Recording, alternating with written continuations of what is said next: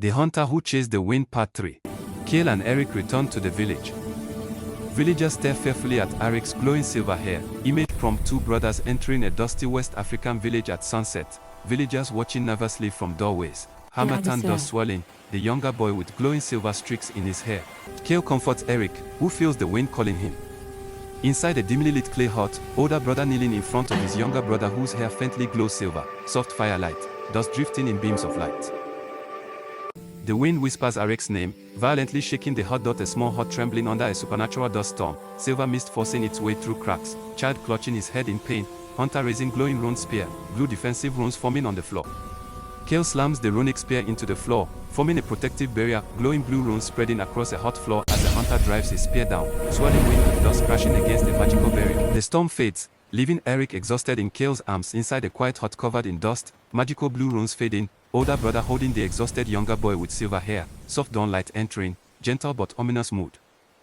The griot appears at sunrise and urges them to travel north. An elderly West African griot in layered traditional robes standing at a hut entrance at sunrise, staff glowing faintly, two brothers inside listening, long shadows. The brothers leave the village for the northern desert point, two travelers stepping out of a village into an endless desert, harmattan winds blowing softly, the older brother carrying a rune spear, the younger with glowing silver hair. Eric admits the wind is guiding him. Cale fears what that means. A white desert scene under a purple dusk sky, two brothers walking side by side, the boy's silver hair glowing, wind forming faint shapes behind them. The ground vibrates, something moves beneath the dunes, night in the desert, footprints trailing across rippling sand, the ground bulging upward as something massive moves below, brothers preparing for danger. A colossal spirit creature erupts from the dunes. A gigantic sand leviathan made of swirling sand and wind rising from a dune, crystal eyes glowing, two brothers standing small before it, spear glowing blue. The leviathan inhales, dragging them toward its gaping maw. A massive sand creature inhaling with tornado-like force, desert winds pulling two brothers across the sand. Eric raises his hand, silver dust flowing into the beast.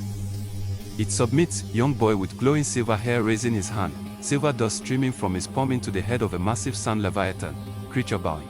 The leviathan curls aside, revealing a safe passage, enormous sand beast lowering itself respectfully, forming an open path between tall dunes, brothers walking forward cautiously.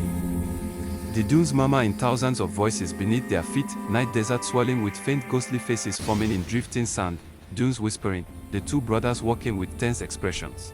Eric admits he hasn't decided whether to obey the wind. Close up in the desert night, young boy with glowing eyes and silver hair looking conflicted, wind swirling around him, older brother gripping his spear with concern. The wind begins awakening again, watching them, far background, a towering humanoid wind spirit forming faintly